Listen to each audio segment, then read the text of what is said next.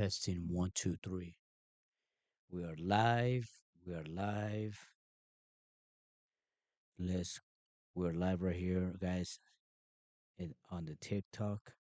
On YouTube right now. Trying to get everything situated. Y'all, give me 1 second. I'm trying to figure out how to get this live going over here. Let me see. Give me 1 second. Give me 1 second, guys. I'm trying to figure out how to get over to the live over there. It's a different way to do this, guys. My channel's not pulling up. Let me see. Maybe you shut up. Oh, it's right there. Testing one, two, three.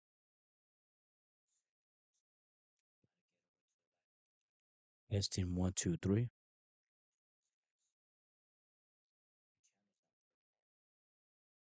Try to see if I can get my volume up a little bit over there. So it's very low. Testing one, two, three. Try to test my sound over there on YouTube. Yo, give me 1 second.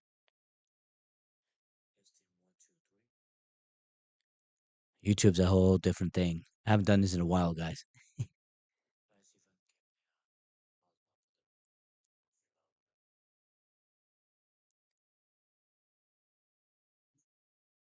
to test my sound over there on YouTube. Yo, give me 1 second.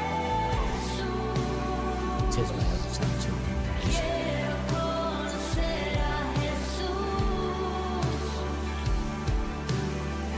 Second, guys. Look at my sound right over there.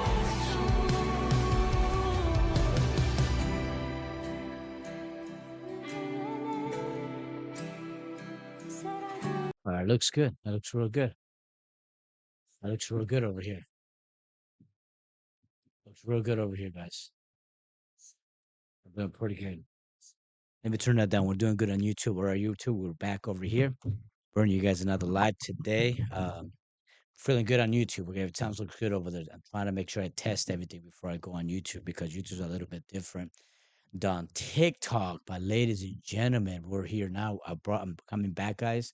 As promised, I was gonna bring you guys specific um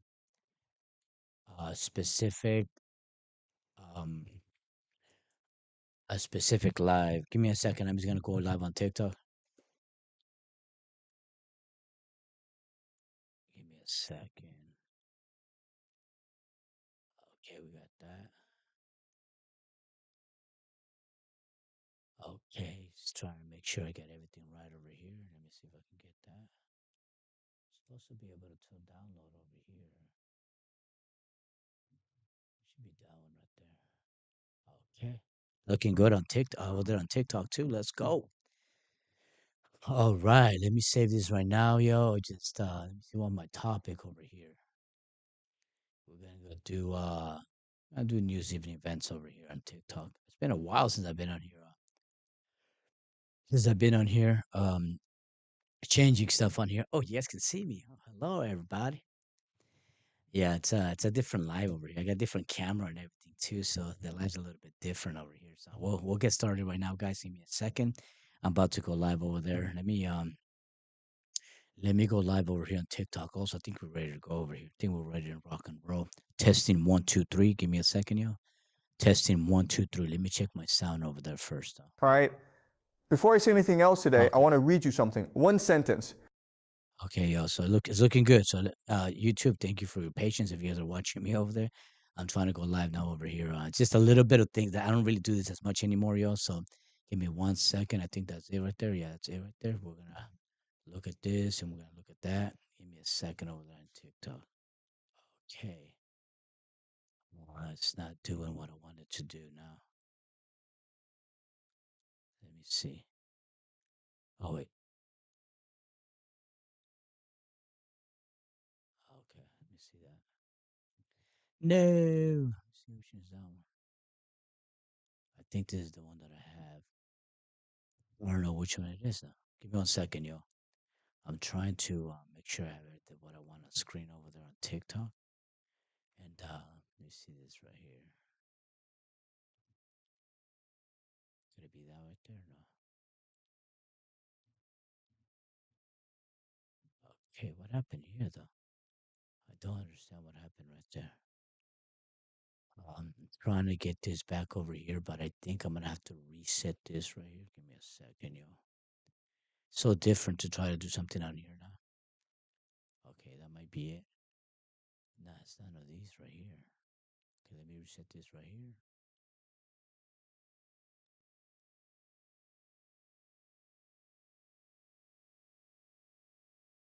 Hey, give me 1 second, yo. I'm trying to make this up. Sometimes it's just, it's sometimes it's just one thing or another, yo. So I just gotta trying to get to this one right here. Give me a second. I'm just trying to make sure I get my video correct over there on TikTok. But sometimes it's it has to do with technology. You just gotta adjust real quick, and then should be able to do this. Trying to get to. We got 2 minutes. Yeah, I'm 2 minutes in now. I'm supposed to be here at 6 o'clock. So wait 1 second, guys. It's technology, yo. Technology. I'm a one man show also. Sometimes it happens like this. You gotta just adjust on the fly. Let me do this right here. Okay, I'll put it right there. Yeah, sometimes you're ready to go, but it happens like that. So okay, it looks like we're good over there on TikTok now. Before I went live over there, I want to make sure my video and everything was looking good over there. Sometimes it's just technology. Technology does that. All right, ladies and gentlemen, I don't know if you guys are watching me over there on YouTube. I can't see nothing on YouTube right now. So YouTube, anybody over there? Can't see nothing over there. I don't. Oh, two watching. Okay, a person's watching over there. All right, We're gonna go live right now, guys. My bad. Give me a second, everybody. All right, we're gonna go live on TikTok right now. So, testing 1 2 3. Testing 1 2 3. We're going live on TikTok. Takes just a little bit longer, guys. Just a little bit longer. I think we're looking good over here. Give me a second. Okay, let's go. All right, ladies and gentlemen, we're coming live on the TikTok also. Oh, it's so different to do things sometimes, yo. It's so different to do one different alive. It takes a lot, guys. There's a lot of work, guys. Believe me. I did this an hour and a half. No, I did it about 3 hours ago. I just know how to have to do the setup right with everything. So I had to manage both YouTube and TikTok. So we're coming live right now, as promised. I don't know if you guys know that Donald Trump right now, but he's currently giving addressing the nation, and then there's a couple of things to be said about what he's saying. Sometimes things that you don't know what to trust or what to understand about what the him and the administration is saying, right? So it's a different live. I got the camera on this side and I'm actually on the computer today. So hopefully the sound is good. If you guys can hear me over there, let me double check something over here. I think you guys should be able to hear me pretty good over there. I can hear my microphone's good. Okay, it looks good over there. So yeah, guys, it's a different setup. This is a little bit harder to do because I had to, do a few editing and this and that. So we're live now, guys. We got 3 people watching. So as promised, guys, I was gonna bring you guys a few videos today. Told you all that I was gonna, bring some stuff to you, and I want you all to just look at a slightly different angle from the secular perspective when it comes to the events that are taking place, right? And everybody's talking about this stuff, right?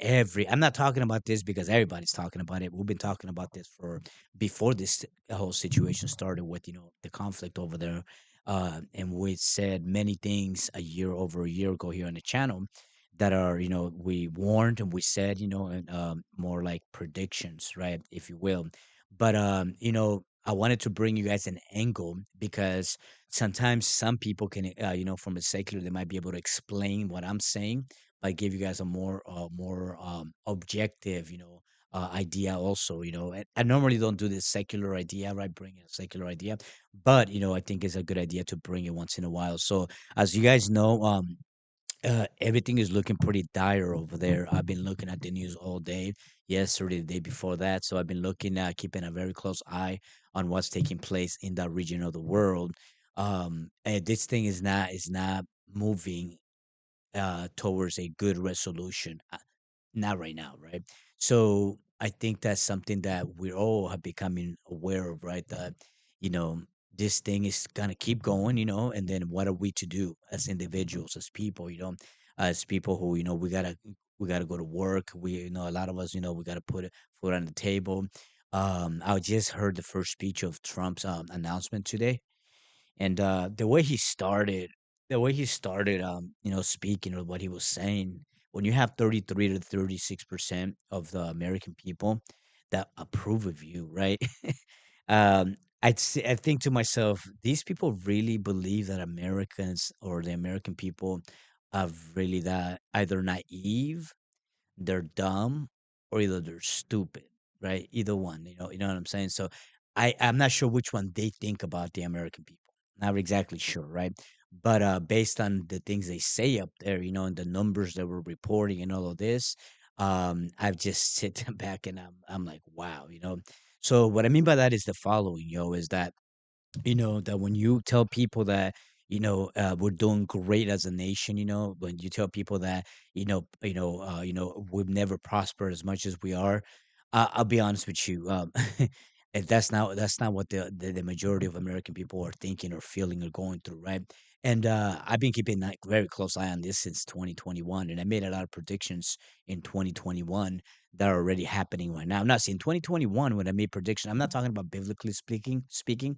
I made predictions. What I'm talking about saying about predictions is that systematically based on the trends in the state of the world, and what direction the world was moving in, and the outcome from the 2020, bug, the 2020 incident, right?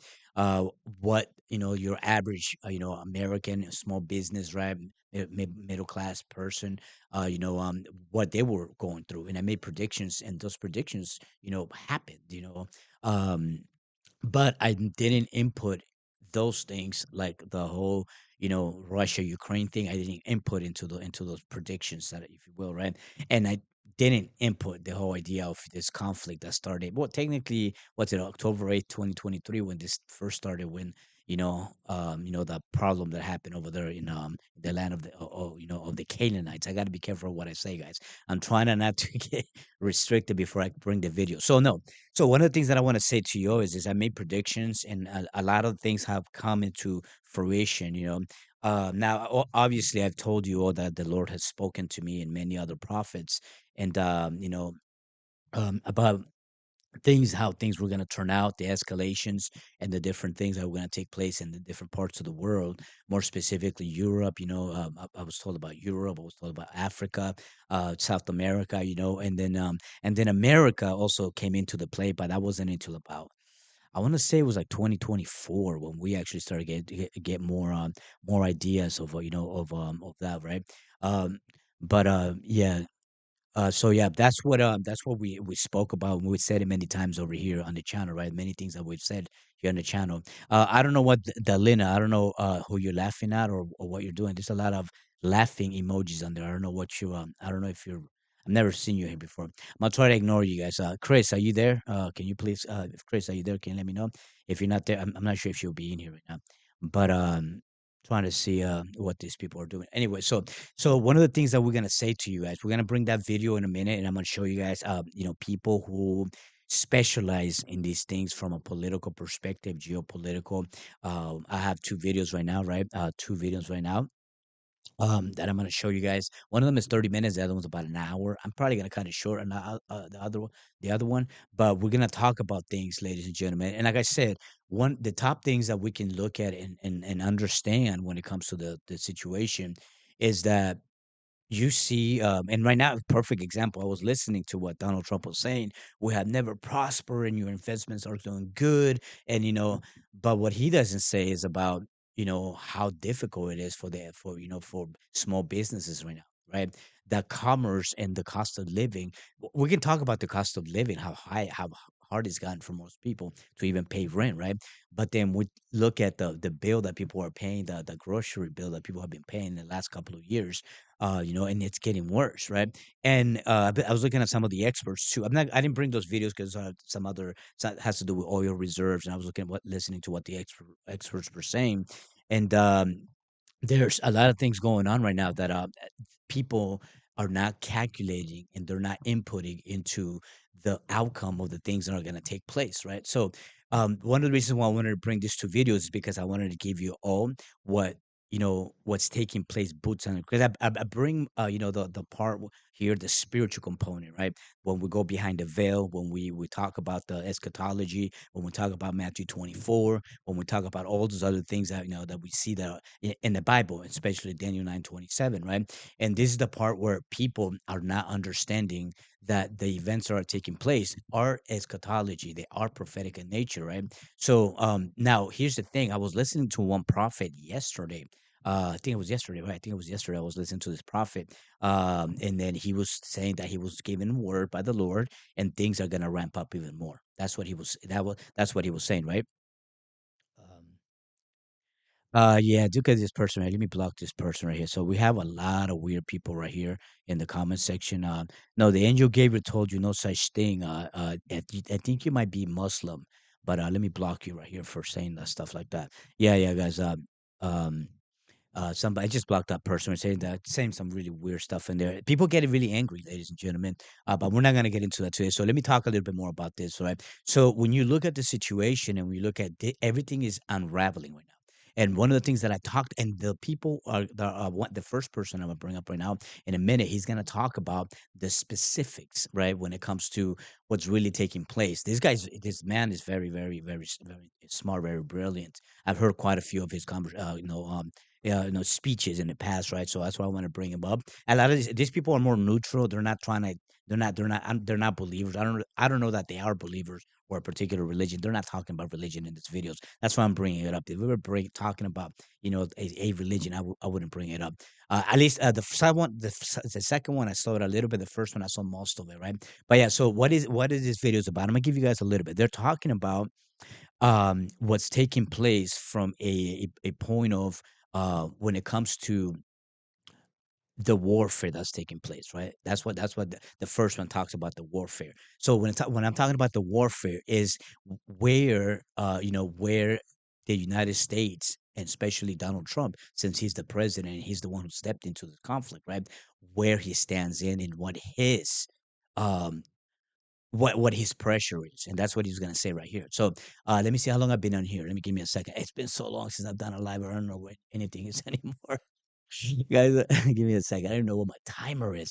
Yeah, I'm telling you, like, let me see where my timer's normally. Okay, we got 10 minutes in. Okay, I'm gonna give it a few more minutes so more people can come in. So on this video, it's gonna give us an idea. You all are gonna get an idea. Because I'm not an I'm very good at economy, but I'm not an economist, right? For example, warfare and people who are study this kind of stuff, they actually go in deeper and they'll give you a more specific idea. Now myself, obviously, if you want to call me an expert or something like that, more my mind is more from the biblical perspective, and I go more into the spiritual realm. And here we've talked about the Holy Spirit. The Lord has given us so much insight about what's taking place also in the spiritual realm when it comes to this stuff, right? So give me 1 second. I've got about I start setting up. I'm gonna record a little bit too. I like to record these lives. I'm on a computer this time, so you guys can see I'm not on my phone because I wanted to give you guys the format. On YouTube, I'm only gonna be playing the audio back over there. I can't play the video, and I hope we're okay right here on TikTok because sometimes it gets scary too. I guess I can play the if they do something, I can possibly just play the audio. But the reason why I want to bring you all this because I want you all to pay attention to people who I would say I don't know if people perceive me as neutral when it comes to this or one sided. A lot of people get angry here when I talk about certain things. They think I'm either Republican or Democrat, right? And I've explained to you that I'm not neither side. I just talk about the issues and I bring the issues forward so people can become informed. Now, this information I want to say to you all so you guys understand what's taking place in the theater of politics and in the theater of war specifically. And one of the things I want you all to pay attention to this videos also is that you have to understand that there's a psychology, right? There's a particular psychology that takes place with leaders and people who are in this situation, right? Ourselves, we're just gonna we're the beneficiaries, if you will, right? Society, the American people, we're becoming the beneficiaries of whatever decisions they're making over there, right? Now I would say to you is that yes, we're gonna get instructions, divinely speaking, we get instructions. But for the people who are having a harder time comprehending those things, not that you not can't comprehend them, it's just gonna make a little more sense. But one of the things I will say to you, if MAGA only took a little bit more time and research and look things up a little bit more and got more informed and more educated, they wouldn't have the attitude that they have about the current states of affair. Does that make sense? And that's the problem with a lot of people who are MAGA, right? And they come in here all the time, insult me, and say, call me all kinds of names and stuff like that. But we don't mind them that much anymore. It's okay. So we have a few people over there on YouTube, and we have about 100 something. So I just want to give my monologue for right now. And as you guys know, Donald Trump right now was giving he was addressing the nation, and I mean, I had to come on live, so that's the reason why I didn't watch the rest of it. But just the first 15 minutes I watched, I already know that. But one of the things I'm going to tell you guys before I get started with this, I noticed something very peculiar because I heard somebody talk about this about 3 hours ago. I was watching another video on YouTube, right? This guy that he was saying that they're setting up. Supposedly, he said this that they're setting up a coup, right? I'm gonna tell you guys what I mean by this. Okay. Now, I'd say I'm not saying that I agree with this. Typically, I'm just saying what I'm hearing and what I'm seeing. Right. I'm not saying I agree, but some people are saying they're trying to set up a coup because their ratings are so low.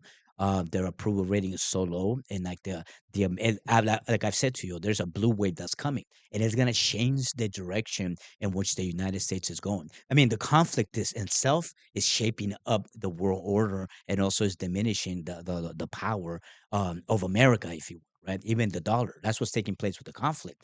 But when it comes to internally for us, right here in the nation, we're gonna go that the elections that are coming up are gonna take the country in a particular direction. So what Donald Trump was talking about right now, he's saying that they're releasing some information, they're declassifying some information for that's saying that Russia has something to do, in China, more specifically China, actually.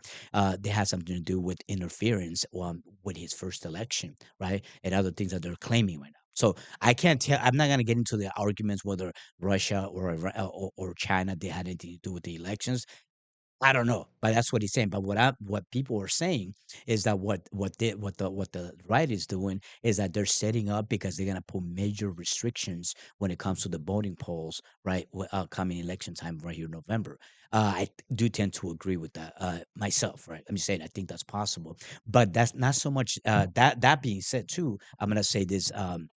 Um, what I'm gonna say to you is this: is that they're gonna ramp up, and it looks like they're gonna start a movement forward where right now there's this big talk even through the like Fox News and stuff like that where they're demonizing and they're talking so negative and I saw a video right now also about 3 hours ago. Stephen Miller, you guys know who Stephen Miller is, right?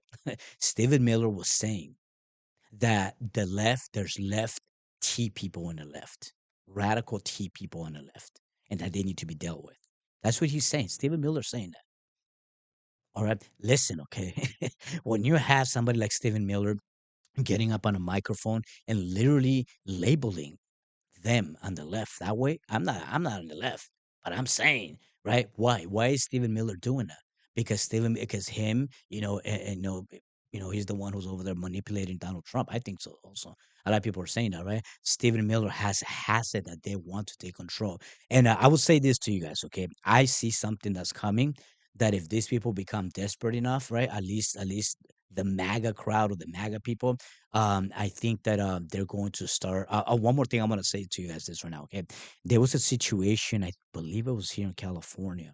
It was in one of the cities in it might have been in California. I have to go look it up. Where some teenagers went to restaurant to the beach area, and they went and they caused a bunch of disturbances, and some of them got arrested. That happened like 2 weeks ago. I'm gonna tell you what that means. What they're doing right now is that they're starting to put whatever they're trying to put people boots on the ground. And I don't know who this is. I can't tell. I will say it's the shadow government, if anything, right? That's doing this. So they're gonna have some kind of civil unrest. They're gonna have possibly, detractors go to the street and cause havoc. I think that's gonna come up. It's gonna be coming up by November up to the elections because they want to cause as much disturbance as possible. So why am I talking about this? Why am I telling you this? If this is a prophetic, because we need to be aware. We need to be aware ourselves. And one of the prophets that I was listening to, he was telling his audience, we all need to get into praying very fast. Are we gonna see civil unrest? Are we gonna see, a George Floyd type of situation in America again? It's gonna happen. It's coming. I've been talking about this I haven't said it that much on this channel particularly, but I'm telling you guys it's gonna happen because the institution the propaganda machine, the powers at be, they have a problem with the elections, and that's what he was talking about earlier in his speech to the nation. He was talking about that. But when you have Stephen Miller get up there, look. Here's the thing: I have a problem, not a problem. I get annoyed when a person can objectively, without insulting, demonizing the other side, can speak on on a particular matter, right? I don't like it when neither one of the parties do it. But I notice that Democrats do it more towards the Republicans, though. I do notice that, right? The Democrats cannot say anything about politics without just bashing and bashing. Both of them do it, but I think the Democrats do it most. At least the people that I see that are speaking on these matters. All right, ladies and gentlemen, I gave you guys my my whole thing on YouTube. We're gonna be showing a picture and just the audio on YouTube. On TikTok, if you guys want to go to TikTok, if you're on YouTube, go to TikTok, because over there it's not as restricted for me to be able to play a video like this. Now, this man right here, very brilliant, very smart. I heard quite a few of his things. I want to show you guys the video. I just wanted to make sure I let enough time people come in here, and I'm gonna play his first video. Give me 1 second. I just hope everything goes good and they don't come after me. All right, let me see.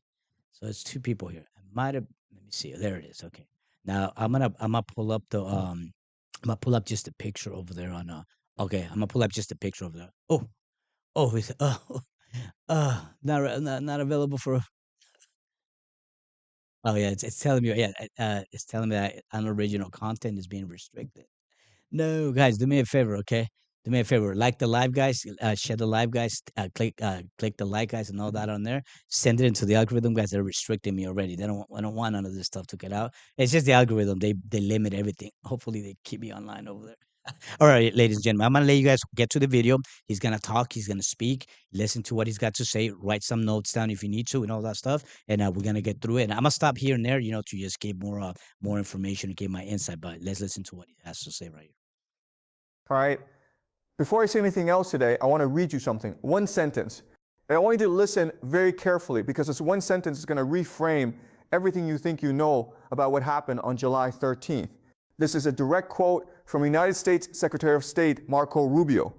He said this in the weeks before July 13th, when Iran began tightening its grip on the Strait of Hormuz and demanding transit fees from commercial ships. Rubio looked at the cameras and said, and I'm quoting him word for word here, "No nation may charge tolls on an international waterway. That is current international law." Okay? Let that sit for a second. No nation may charge tolls on an international waterway. That is current international law. Now, July 14th, 2026. President Donald Trump steps in front of the press and announces that the United States will impose a 20% fee on all commercial cargo passing through the Strait of Hormuz. He declares that America is, and I quote again, the guardian of the Hormuz Strait. I like making my podcast. I don't like making short clips of my podcast. And then in a Fox News interview the same evening, he goes even further. He says, and this is verbatim, "We will hold this strait, and maybe we will run it." Same strait, same toll concept that Rubio said violated international law. Now here's the thing. This is not just a story about Washington hypocrisy. That would be too easy and honestly too boring. Political hypocrisy is not news. What I want to show you today is something much deeper, because that contradiction, Rubio's statement versus Trump's announcement, is not a mistake. It is not a gaffe. It is, if you know what to look for, one of the clearest signals that a superpower is entering what political theorists call the imperial thrashing phase. And once you understand what that means, you will never read a geopolitical headline the same way again. Today, I am going to walk you through exactly 3 analytical frameworks. And by the time we are done, you will understand why Trump's blockade was effectively neutralized on the same morning it was announced, not after, not the next week, the same morning. Let's get into it. Legal hypocrisy is not news. First, let me lay out the 2 events that you need to hold in your mind simultaneously, because this is fundamentally a story about 2 things happening on the same day that the entire global media is treating as unrelated. They are not unrelated. They're the same chess move seen from 2 different angles. Event number 1. On the evening of July 13th, CENTCOM, that's U.S. Central Command, announced a 3rd consecutive night of airstrikes against southern Iran. This was a 5-hour operation targeting air defense networks, coastal radar installations, missile and drone storage facilities, and military logistics in southern Iran. President Trump simultaneously announced the formal reimposition of a full naval blockade of Iran, set to take effect at 8 p.m. GMT on July 14th. He proposed a 20% transit fee. The International Maritime Organization, the United Nations body that actually governs international shipping law, immediately rejected this proposal. They stated flatly that there is no legal basis for mandatory tolls on an international strait. The United Kingdom's Prime Minister Keir Starmer announced that Britain would not participate in enforcing the blockade. Brazil's President Lula called it, and again I'm quoting, state-sponsored piracy. Think about that. State-sponsored piracy. That's what America's allies are saying. Event number 2, the morning of that same day, July 13th, Russian Energy Minister Sergei Tsivilev flew to Tehran. He met with Iranian Oil Minister Mohsen Paknejad. Then he was taken to meet directly with President Masoud Pezeshkian. And over the course of those meetings, the two sides finalized the core terms of a historic long-term natural gas supply agreement.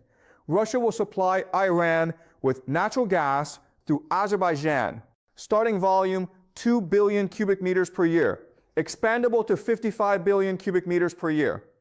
Okay, 2 events, same day. One is the United States announcing it will seal Iran off from the sea. The other is Russia handing Iran a key to a door that faces north, a door the US Navy cannot touch. The global media is reporting these as 2 separate regional stories, a military escalation in one column, an energy deal in another. And that framing is, in my view, completely wrong. Not because I have a political agenda, I don't, but because it misses the. Or I might add something to you right here. This what you said about 2 things being framed different. Exactly. Now the third part to that, what they're not telling you, that they won't never tell you, is the part of the religious implication that's taking place. You hear the other 2 things that he was talking about, but the religious implication is the one that I don't know that they're gonna say it, imply it, or anything like that, but they're never gonna speak on it. There's reasons for that they do that. But let me keep going with this. I gotta talk once in a while too, for the algorithm, because of the algorithm. Entire strategic logic of what is happening. And that brings me to my first analytical framework, Thucydides. Now, I know some of you are rolling your eyes. You're thinking, Professor, stop bringing up a dead Greek guy every single time. And I understand that. But here's why I keep coming back to Thucydides. Because he was writing about something that doesn't change. Human nature doesn't change. The behavior of states doesn't change. Only the technology and the geography change. The underlying logic is always the same. Thucydides, in his History of the Peloponnesian War, written around 400 BC, argued that all major actions by great powers, regardless of how they justify those actions publicly, are driven by exactly 3 motivations. 3. He called them fear, honor, and interest. Let's apply all 3 to what happened on July 13th and 14th. Fear first.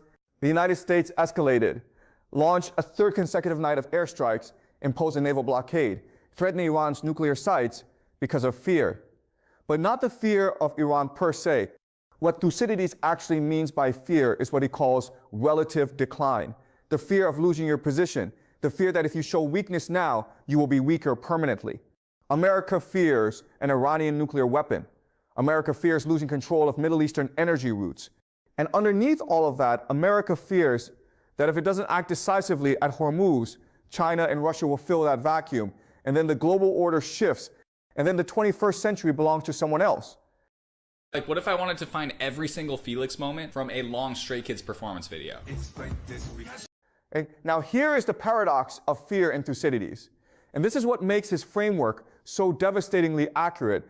The more afraid a great power becomes, the more it overreaches. And the more it overreaches, the more it creates exactly the outcome it was afraid of. Look at the evidence. By July 14th, the United States had lost 39 aircraft in the Ionian theater, first 35 fighters, ABOX early warning planes, Reaper drones, 39. The Pentagon's stockpile of Patriot and THAAD interceptor missiles have been so severely depleted that the Defense Department didn't have new contracts in place to replenish them fast enough. Japan was waiting on weapons deliveries from the United States and not receiving them. Germany was waiting on Typhoon missile launchers that were stuck in the pipeline. And President Trump had to authorize Ukraine to domestically manufacture Patriot missiles because the United States simply couldn't supply enough of them. A West Point analysis, I want you to notice that this is the United States Military Academy saying this, warned that the Hormuz crisis was on track to strangle the American defense industrial base itself. The fear of Iranian nuclear capability led to a military campaign that depleted America's conventional deterrence capability. That is the paradox. That is what Thucydides meant. Honor second. And this one is, I think, the most important and the most misunderstood of the three motivations. The collapse of the Versailles ceasefire memorandum changed everything. On July 12th, the day before the major escalation, Trump's team spent 11 hours in negotiations with Iran. 11 hours. They got close to a deal, and then it fell apart. Iran brought new conditions at the last moment, or that's Trump's version of it. And in that moment, what drove the subsequent military response was not strategic calculation. It was honor, the fear of being seen as weak, the fear of being outsmarted, the fear of the headlines saying that Iran walked away from the table and America blinked. Trump went on Fox News and said, I'm paraphrasing now, we've had 10 deals with these people and they always break them. And then he announced a full naval blockade and called himself the guardian of the strait. You see what's happening there? That is honor talking. That is the need to reassert dominance after a perceived humiliation. That is not strategy. And Thucydides is very clear about what happens when honor becomes the primary driver. You make your worst decisions. You burn resources protecting an image instead of achieving an objective. The result, Britain refused to join the blockade. The IMO rejected the legal basis for it. Brazil called it piracy. And Trump's proposal to charge 20%, which works out to approximately $34 million for a single supertanker, was laughed off by Iran's Foreign Minister Abbas Araghchi, who said sarcastically that 20% is too much, and Iran would offer a fair rate.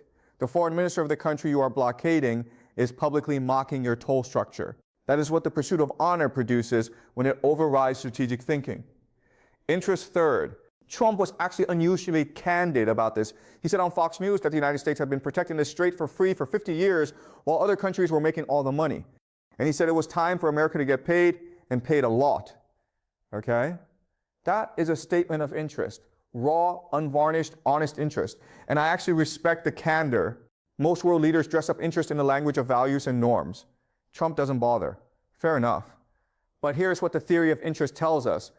When you pursue short-term material interest by breaking the rules that you build, you destroy larger long-term interests. Because your power in the international system doesn't just come from military hardware. It comes from the fact that other countries choose to work within your system because they believe the system benefits them. The moment they stop believing that, you have to use force to maintain the system, and force is always more expensive than consent. The concrete result of the interest calculation on July 13th, Hormuz shipping traffic dropped 52%. From over 100 ships per day to between 2 and 16 ships per day. 20% of the world's oil flow was disrupted. Global fertilizer, helium, and plastic supply chains fractured.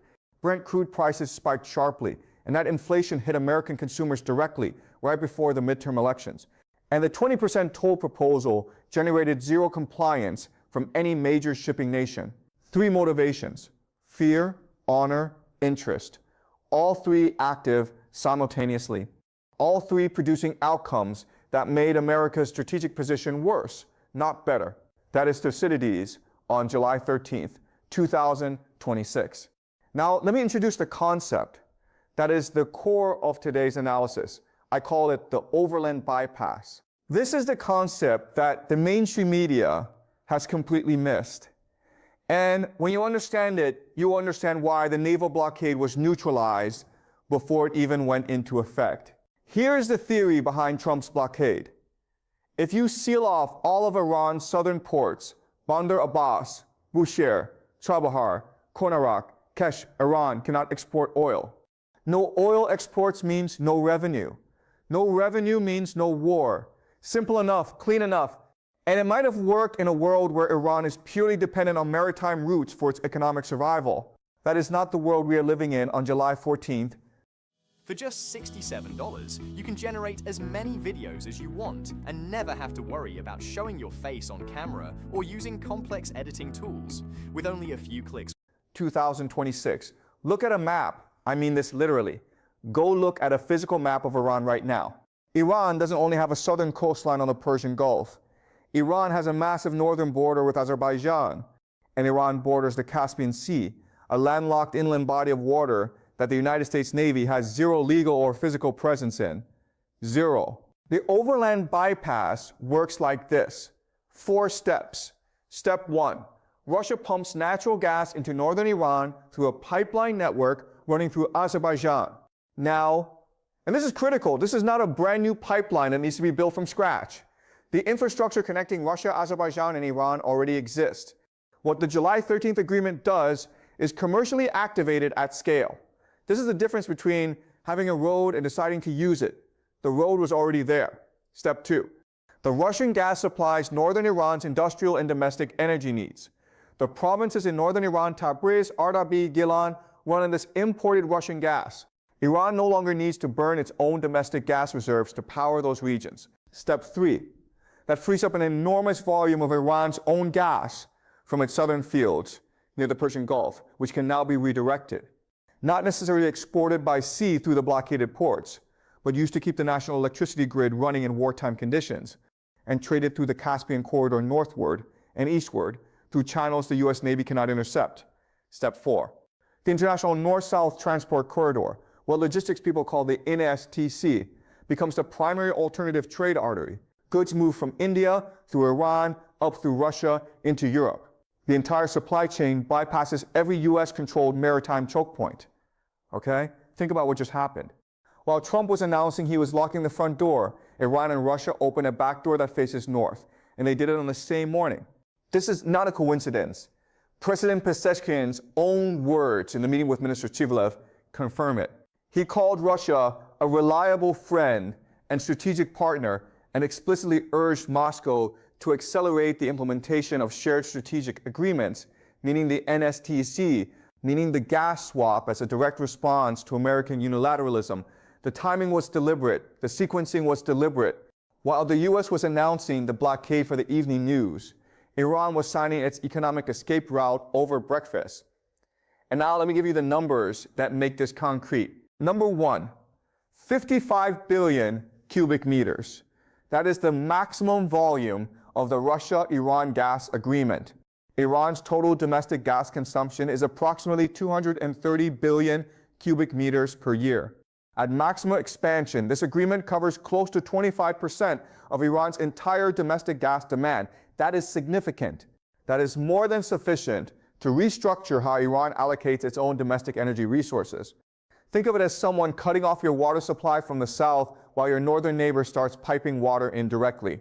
The southern blockade becomes, at minimum, much less catastrophic. Number 2, 72 tons and 210 tons. I want you to memorize these two numbers, because these are the numbers that explain why any serious military escalation against Iran's nuclear infrastructure is essentially being held hostage.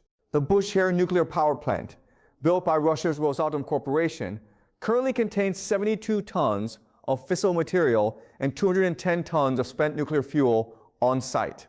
Rosatom's Director General Alexei Likachev made a public statement calling for all parties to establish what he called an island of safety around Bushehr.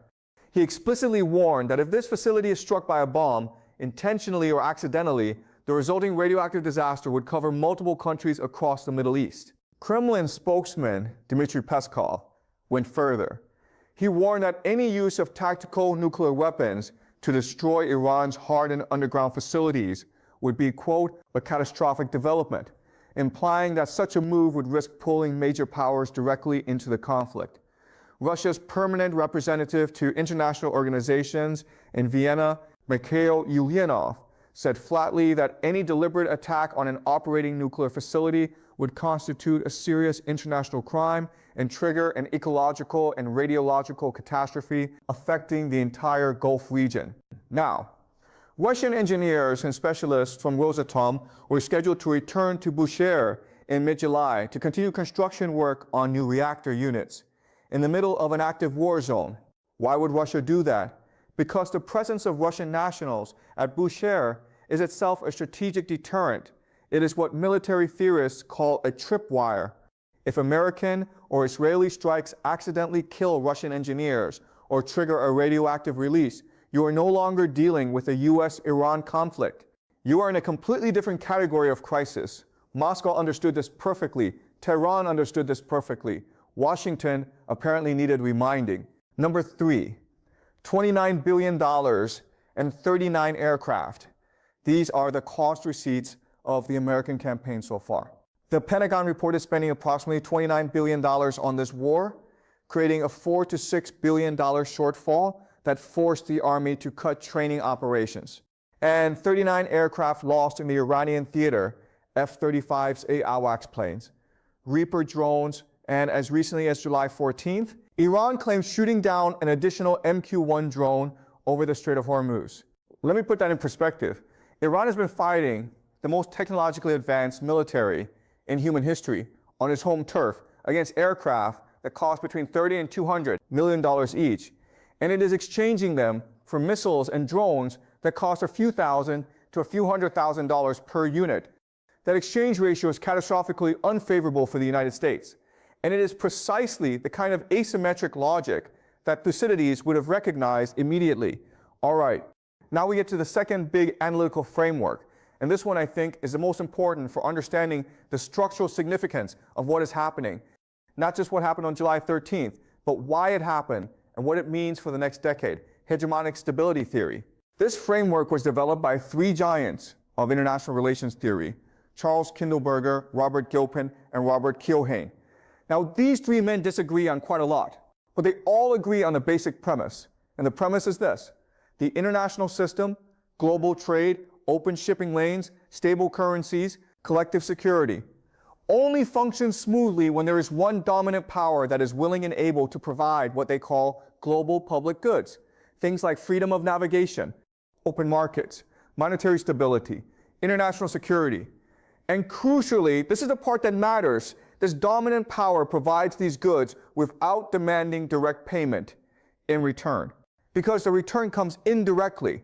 A stable world system produces more wealth and more security for the hegemon than it costs to maintain. In the post-World War II era, that hegemon has been the United States. For 80 years, the United States Navy has patrolled the Strait of Hormuz and kept it open for global commerce. All right, check out this part, what he was talking about right here. Remember, he just mentioned for 80 years that the United States have had that type of power and control. But if you go back further back, that setup came from from as early as the 1800s, right? That's the direction that the world, history and the world power and dominance was heading down to, and the United States, captured the moment, in the after the Second World War. That's what he's basically saying right here. But as you know, that world dominance, the world power that the United States last 80s accomplished, that particular power is dismantling in real time, and that's what he's referring to right here. That he gave you guys the philosophy behind it, right? But this is the part that a lot of people are not comprehending about what's taking place. That by force, by them threatening the way they are, you know what I mean. And this is what I was talking to somebody in the comment section last time, right? And then they were all trying to argue about this. Um, the United States doesn't belong in that area. They just don't. I don't care how many bases you have in the area. The United States doesn't belong in that area. That belongs to the people within all the people within that region, those countries. That's all it belongs to. So that's one of the bigger problems. But the thing is this: to what he's saying is that the big bad bully came around the corner and tried to check everybody. But now and that's what him and some people were saying also, that he's trying to retreat, and he tried to retreat. Actually, that's what he tried to do. It didn't work. So as you guys know, now he's not. That's the reason why he's addressing the nation. I don't know if it was scheduled. If it was scheduled to address the nation today, but or that was something that he just came up to do, right? But I'm not. I didn't watch the whole thing for the address tonight, but I'm not gonna be surprised if he tries to put another excuse. But the thing is this also, is that he's gonna have to need help, though, actual approval from Congress to go forward, and he needs that approval within the next 45 days. He needs it. He needs it because then he's getting into actual legal problems in America. Because just as the same way that Fox News keeps calling it a peace, the ceasefire. They're calling it a ceasefire, right? But this is not a ceasefire. This is full blown confrontation, military confrontation. And how much longer can he get away with that? And that's I think that's one of the reasons why him and the entire administration are a little bit nervous about. But let's keep going. Not because America is generous, but because America benefits more than anyone else from a world where that commerce flows freely. Okay? Now, on July 13th, Donald Trump formally ended that arrangement. He announced a 20% toll. He said he was tired of America paying for the security of a strait that benefits everyone else. He wanted to get paid. Kindleberger has a term for this moment. He calls it hegemonic fatigue. It is the point at which the dominant power can no longer or is no longer willing to absorb the cost of providing stability to the system. And when a hegemon stops providing public goods and starts extracting rents instead, the system begins to destabilize. Other powers stop trusting the framework. They start building parallel systems. They start cutting deals with each other that bypass the hegemon. Sound familiar? Robert Gilpin takes Kindleberger's analysis and adds a harder edge. Gilpin argues that when hegemonic fatigue sets in, the declining power doesn't just quietly step back. It uses military force to assert control precisely because it can no longer assert control through consent and institutional legitimacy. He calls this the hegemonic thrashing phase. And the telltale sign, the clearest indicator that you're in the thrashing phase, is when the hegemon begins to violate the very rules it created. When the country that designed the rules-based international order starts breaking those rules to maintain its position. What is Marco Rubio saying about transit tolls on international waterways, that they are illegal under international law? What is Donald Trump doing 1 week later, imposing a transit toll on an international waterway? That is not hypocrisy. That is thrashing. That is a declining hegemon, chewing through its own institutional credibility because it has no other lever left to pull. And Robert Keohane, who is actually the most optimistic of the three, the one who believed international institutions could outlast any individual hegemon. Keohane would say that this is the most dangerous moment because legitimacy, once lost, cannot be restored by force. Force accelerates the loss. Every time you use coercion to enforce a rule that you yourself are breaking, you make the rule weaker, not stronger. You give every other country in the world a justification to opt out of the system you built. The IMO rejection of the toll, the British refusal to join the blockade, Brazil's state piracy condemnation, these are not just diplomatic gestures. These are symptoms of hegemonic deconcentration, the technical term for when power and legitimacy begin dispersing away from the hegemon toward a multipolar distribution. Kindleberger predicted it. Gilpin mapped the stages. Keohane warned us what it would look like from the inside. We are watching it live. Now, I always do this. Before I give you my conclusion, I want to present the strongest possible argument for the opposing side because I think you deserve to engage with the real debate, not a caricature of it. Here is the best case for Trump's blockade strategy. The overland bypass you describe is theoretical. The Russia, Iran, Azerbaijan gas pipeline at full commercial scale doesn't exist yet. The July 13th agreement is a term sheet, not an operating pipeline. Building or expanding the infrastructure to 55 billion cubic meters per year will take years. And in the interim, in the 6, 12, 18 months before that infrastructure is fully operational, a sustained U.S. naval blockade combined with continued economic pressure could squeeze Iran's export revenues enough to force them back to a negotiating table on American terms. This approach has historical precedent. Economic sanctions and naval pressure have worked against smaller states in the past. And the U.S. Navy, with over 50,000 personnel currently deployed in the Middle East theater, remains the most powerful maritime force in human history. The theory is sound. That is the steelman argument. And I want to be honest, it is not completely without merit. But here is why it fails.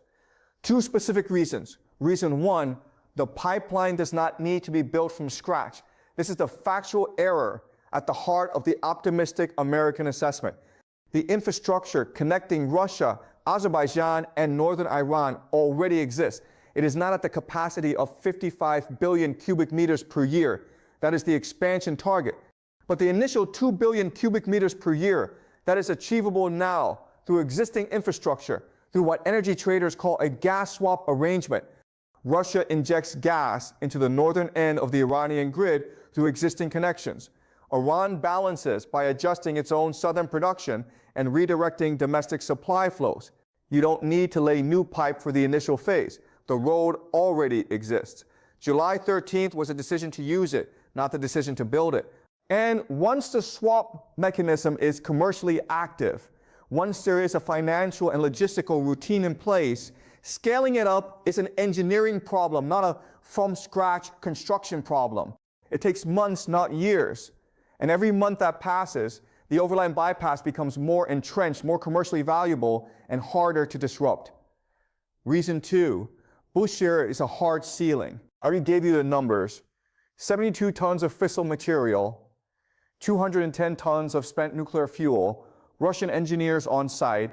Any military scenario in which the U.S. maximum pressure campaign reaches its logical conclusion, meaning direct strikes on Iran's nuclear and energy infrastructure, runs directly into the Bushehr tripwire. You cannot bomb Iran into submission without eventually threatening Bushehr. And threatening Bushehr means threatening a radioactive disaster that would affect Saudi Arabia, Kuwait, the UAE, Qatar, Bahrain, every Gulf state that the United States is supposed to be protecting. It means threatening the livelihoods of Russian nationals. And it means risking a direct escalation path with a nuclear-armed state that has explicitly warned of catastrophic consequences. The blockade has a ceiling. The overland bypass lowers the floor of what the blockade can achieve. Together, those two constraints mean the strategic logic of maximum pressure through naval blockade does not work in the current environment. That's not an opinion. That's geography and physics. All right, we're coming to the end. Let me give you 3 specific things to watch in the next 72 hours. First, Foreign Minister Lavrov's visit to Tehran.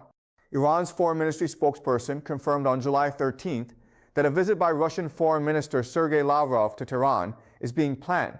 When Lavrov lands in Tehran, watch the language in the joint communique very carefully.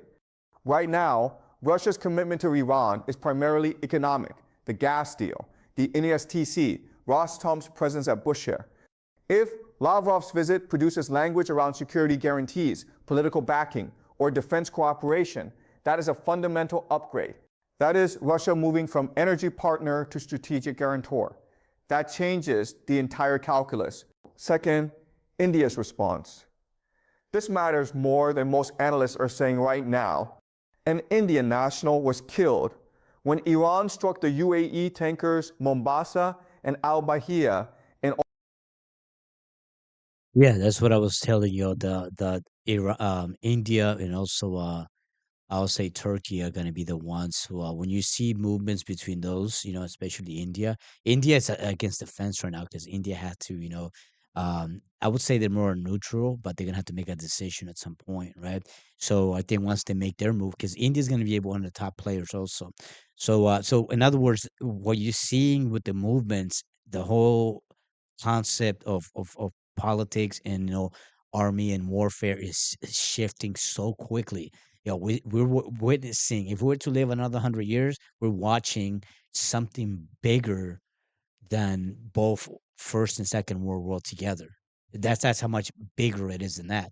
Because you have to understand that the things that the a way of the way the world moved for 80 years is being dismantled in real time as we're seeing it right now.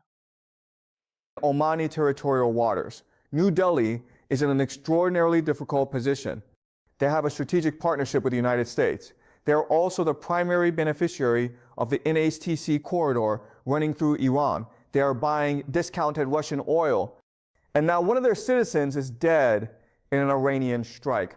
How India responds, whether it condemns Iran sharply, whether it stays quiet, whether it tries to mediate, will tell you a great deal about which way the global south is leaning in this conflict.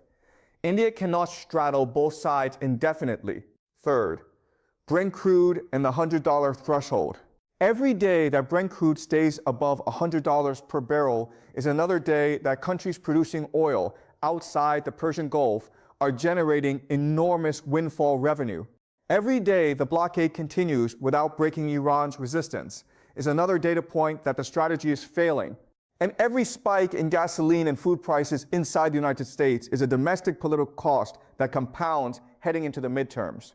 Trump is betting that the pressure on Iran will crack before the pressure on American voters does. Watch the oil price. It is telling you every single day which side is winning that bet. Your homework for this week, I want you to do 3 things. 1, go find the official map of the International North-South Transport.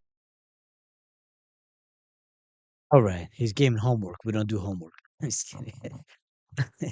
All right, so I hope that was well to give you some information. I'm playing the next one now. This one's it's a little bit longer. She goes very good into detail. This lady right here, she's very very intelligent lady. So I want to play her video. I know it's a little bit longer, but you guys can get a lot of information from her. She's actually in the government. She was in the government, but government or armed forces. So she has a lot of good information. Let me bring her up right here too on this one. There you go.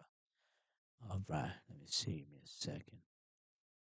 Subordinate, weaker, fighting amongst themselves or whatever. So they aren't happy about what has happened vis-a-vis Iran, because Iran has gone up in credibility, demonstrated their power, and has many new friends that Israel does not share.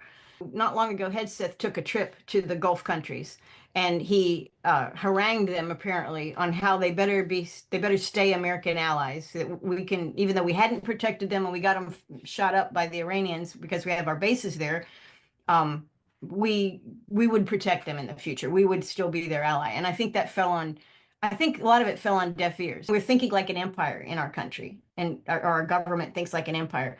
We are an empire in rapid decline. We've been in slow decline for a long time. Now we're in rapid decline. We are not trusted. We say things that aren't true, and everybody knows that they're not true.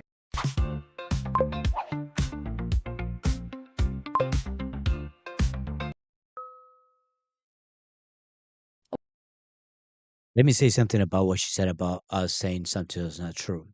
That's exactly what I was referring to when I heard Donald Trump speak tonight, right?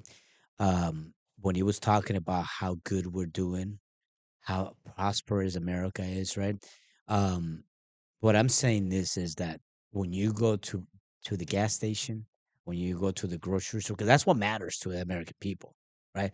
American people are not worried. The majority of American people are not worried about their stock portfolio. Only the people with the means and the money are worried about the stock portfolio. That's the upper class of people, right? The majority of the middle class and below, they don't have a stock portfolio. Do y'all understand what I'm trying to say right now? Right? I'm not saying it's just how it is. But Donald Trump can't speak for the people below the middle class, or at least the mid tier of the middle class. You can't, right? I mean, I guess some people in the middle class, I would say, probably do have maybe an investment 401k here and there. But when he talks to the higher echelon of people, right? So that's where there's a big disconnect with that guy and with Donald Trump and the rest of the American people. Right. I mean, the guy possibly has never gone to the grocery store. Maybe he's never done it in his life. But you and I go to the grocery store and we'll see what's going on. I try to get some. I try to get some carne asada. Since they want to call me burrito and taco here, might as well eat it, right? The burritos and tacos are expensive too. All right, let's keep going. Welcome to a new episode of World Affairs in Context. Today, I have the privilege of welcoming back a fantastic guest, Lieutenant Colonel Karen Kwiatkowski, a retired U.S. Air Force officer whose assignments included duties as a Pentagon desk officer and various roles for the National Security Agency.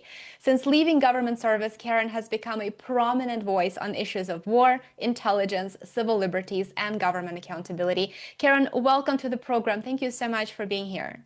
Well, thank you for having me. It's always a pleasure to talk with you. It's an honor to host you. And you know what? Today, it feels as though we're reliving the early days of the US-Iran war to an extent. The renewed escalation between the United States and Iran was triggered by a maritime dispute over the Strait of Hormuz.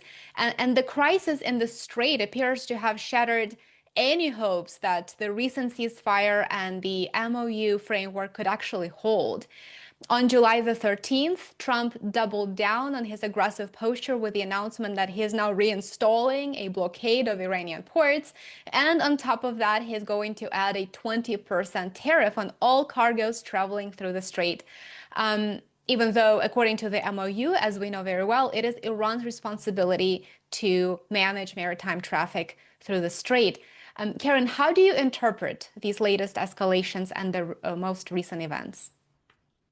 Well, clearly Trump did not read any of the 14 points in the MOU that he signed.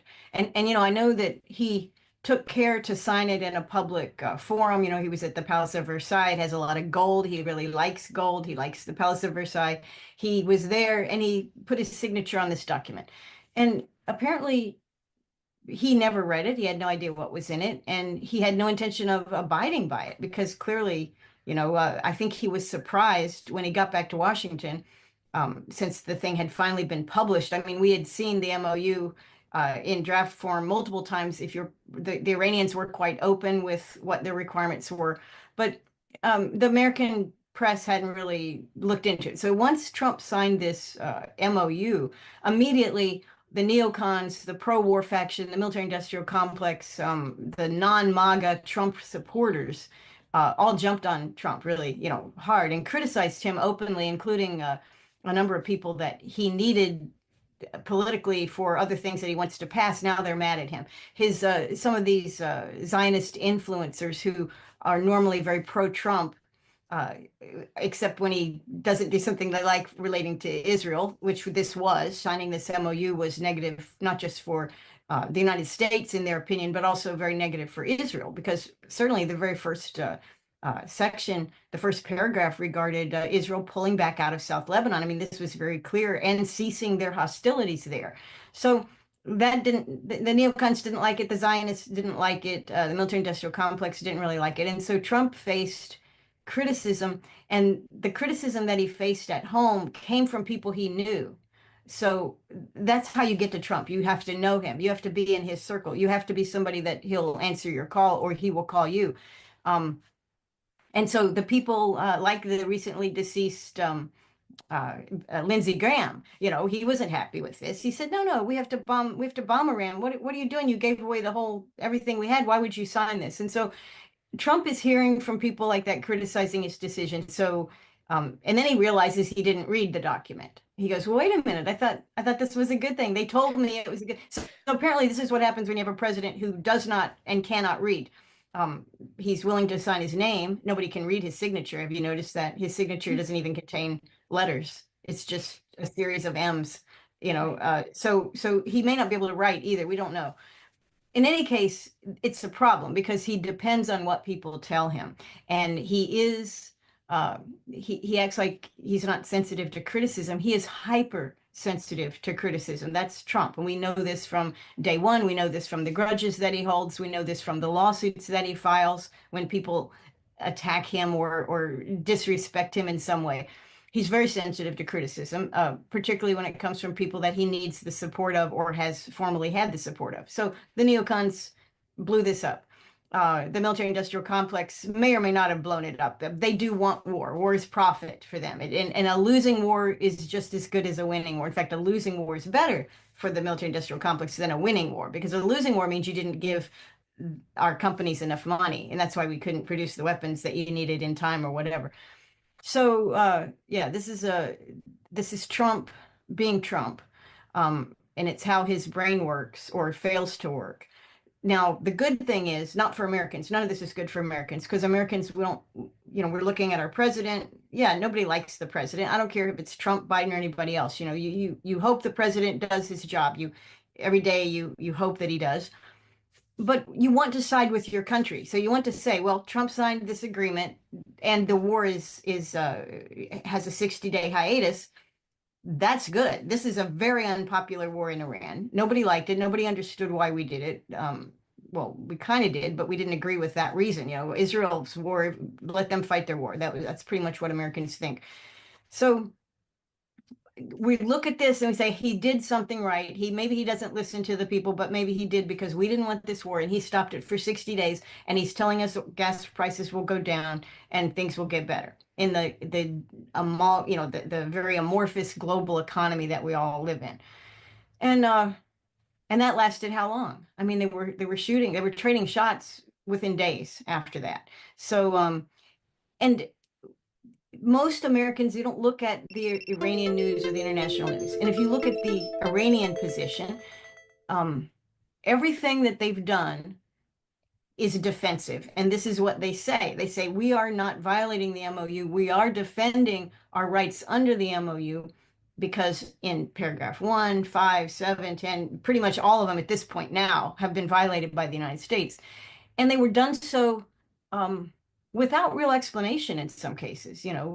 First off, remember the frozen funds that they were very close to getting some convoluted way of getting at least half of the 12 billion frozen funds back into Iranian hands. Now, these are Iranian dollars. Okay, it's not like, oh, so we're going to give them. Of course, the neocon said, what are you doing giving them money? No, it's actually their money. How it got frozen is really a critique of the international system. That should never have happened. I mean, can you imagine what would happen if you had, well, this happens to people. If they say the wrong thing or do the wrong thing, your bank account becomes frozen and you think that's not just, that's not right. But in no time or place do you ever not believe it was not your money that they took, right? Well, that's how the Iranians perceive it, and they are exactly right in this. But even that didn't come to fruition. It came close, but it didn't come to fruition. So why is this happening? This is nobody knows. I don't think anybody really understands exactly why it's happening. I think I just looked at a Ron Unz essay, and he doesn't know why it's happening either. He recommends people look at Danny Davis's deep dive interviews because they may be getting close to it. But really, Trump, as a simplistic person who hears what people tell him and then attempts to make his own decisions based on that, he says oil prices didn't really, I mean, they went down. They didn't go up super high as they should have, even when the strait was mostly closed. And then when they dropped, they got back to kind of like what it was in February. So 65, 70, 75, that range of per barrel. Now, these are probably oil futures. Actual oil prices vary based on what it is, where you buy it, when you actually close the deal, and that kind of thing. But Trump may have thought, well, I'm getting all this criticism. I gave up too much. I shouldn't have done it. Look, oil's down to 71 a barrel today, or whatever it was last week. So he says I can go ahead and do what I want to do. And then of course Trump is absolutely unhindered by the fact that our military can't sustain this, right? His idea is we have literally billions of missiles and billions of rockets and everything else that we need to fire at Iran. We have no shortage. Well, that's not true. That's actually well documented. We have a production shortage. We have a logistical gap. We are running out of certain types of missiles. I mean, and he knew this because he got mad at NATO. He got mad at the NATO conferences when he blew this thing up. And what did he tell Zelensky at the NATO conference? Well, Zelensky was like, hovering by the side. And he goes, quit asking me about Patriots. Why don't you go build some Patriots, right? And he says you can have the license. You could, well, of course, none of that is feasible, possible, gonna happen. Not it's just, but what it does reflect Trump's thinking. Quit bugging me. Here, you go do it. If you think it's so easy, you can build missiles like us in Japan. And Japan was on his mind because he repeatedly mentioned the Islamic Republic of Japan. Do you remember that? Oh, yes. So embarrassing. He mentioned it twice in one paragraph. It didn't correct himself, which is also a sign of he's at the very best he's under a lot of stress. At worst he's incapacitated mentally, and he can't process. But anyway, so we don't really know. I think what's going to happen, just to make a quick prediction, is the Groundhog Day continues. Yes. We wake up, we're at war, then we wake up, we're not at war. I think Trump may, now that oil is in the low 70s, maybe Trump will have peace on a Friday, or promise peace to occur on Monday or something, or have a ceasefire, whatever it is that he does that his friends and him can profit from oil trading. So we'll probably see some of that. I think the military can't sustain what has happened. And that's my conservative estimate. What could happen is Iran could sink one of our ships, or damage it badly in a very, where there's a video. Well, of course, they will have video if they take a ship out. Video will be everywhere on that.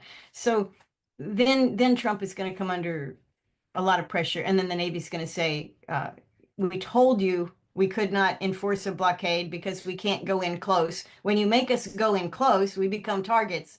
and you will lose more ships, not less. So the Navy I think the Navy will double down and just say, look, guys, look, Mr. President, Pete Hegseth, you better tell your boss to, explain the reality of the U.S. Navy capabilities around the world, and particularly in the Strait of Hormuz. We don't have them. I mean, the Houthis, who are not even the government, they fight against their government. So it's kind of a simmering civil war in Yemen. The Houthis, half of the country's military forces chased the entire U.S. Navy out of the Red Sea after 2 months. Trump knows this because Trump was president when he started the operation and ended it. He's quite aware of or he has been made aware in the past of the limitations of our Navy capacity. Certainly in the Air Force capacity, we can't come in close. We can't operate from any close-in bases. So what does that take? Well, it takes multiple refuelings to get anywhere near the ability to launch airborne missiles or air-launched missiles into Iran. So you can do it, but it takes like 3 times the gas. It takes 3 times the jet fuel. So, okay, what's the shortage that's happening because of the 1/5 of the oil not going out of the strait? Well, it's oil and all the things we produce from oil, all the jet fuel and the gasoline and the diesel and everything else.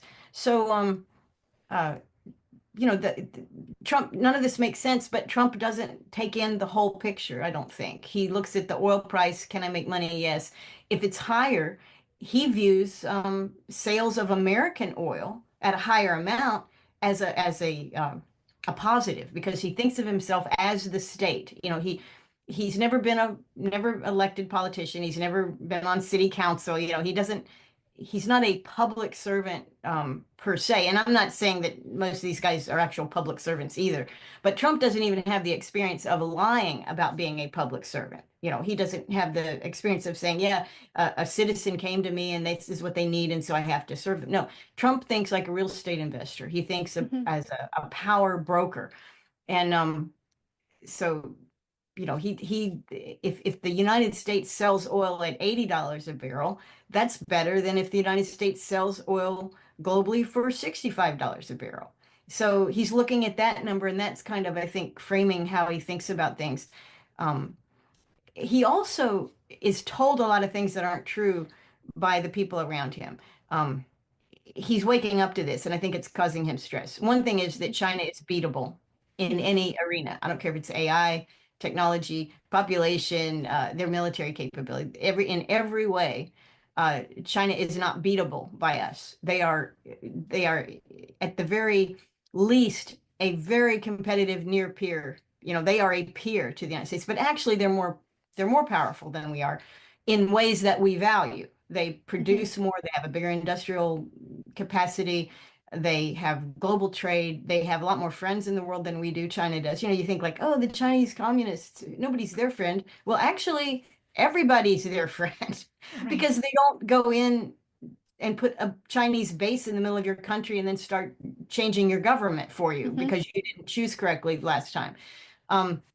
So China is not what China is far more capable than what Trump has been told, far more strategic. And then he's told a lot of false things about Russia. And part of this is because of the propaganda around the Ukraine war. Russia is weak, Russia's going to fail, Russia doesn't have this, they don't have that. And actually, Russia is probably, Russia is also a near peer to the United States. Of course, much smaller in population, not as big of an exporter, but their military capacity and their productivity in industrial capability, it's solid. I mean, it's way more than we have. I don't know if you saw this, they're making BMWs Oh, in I didn't Russia know. I didn't see that. illegally, according to the German BMW, because obviously it's a trademarked product of Germany. Everybody, you say BMW, we know German technology, German manufacturing, German engineering. It's all great. Well, BMW, Germany sanctioned Russia, and of course, there's no BMWs. Of course, they have purchased many BMWs and they had actually Germany closed down a Russian a plant, a BMW plant in Russia. They closed it down, shuttered it. Well, it got bought, it got reopened.